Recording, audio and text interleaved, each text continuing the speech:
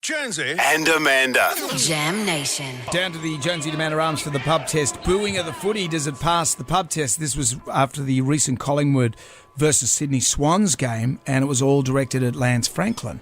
And every time Lance got the ball, they'd all boo him. It was like an Adam Goods thing. Lance has been with the Swans for 10 years now, and this is a kind of a new thing.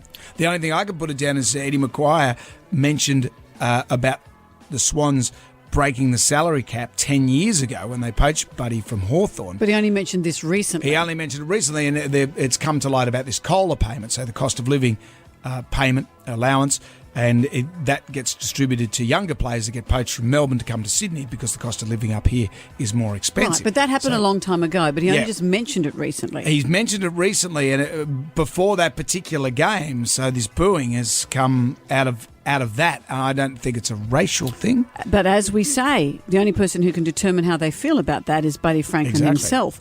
But the booing of Adam Goods has changed the whole landscape around booing. And I was thinking about Paul Gallen when Paul goes up to, when he would be in State of Origin, he'd love when the Queenslanders would boo at him.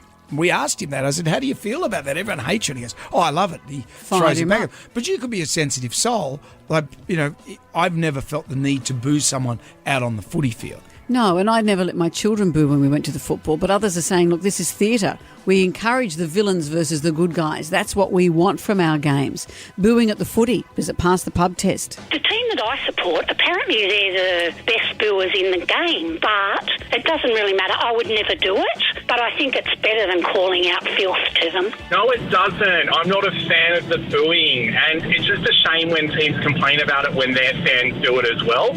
I was at the Giants Swans Derby a couple of weeks ago, and the Swans fans booed Toby Green every time he touched the ball, and really disappointingly booed him when he won his medal for best on field at the end of the game as well. I don't like booing. I'm not a fan of it. Totally inappropriate, and it's not a coincidence that it only happens for the Indigenous boys. Latrell, Buddy and Adam Goods copped it. Who else has ever copped it except these guys? I think booing at the footy passes the pub test because you're not booing the player, you're booing the jersey, and they can be the best person in the world, but when they put on a jersey and play against my team, boo his Stewie on your boot. That's true. Remember Craig Lowndes jumped over from Holden to forward. He'd get booed when he'd go to the top of the mountain when he was driving the forwards there. But I guess when it happens to an Indigenous player, we are doubly sensitive. Yeah. And maybe rightly so. Thank you for all your calls.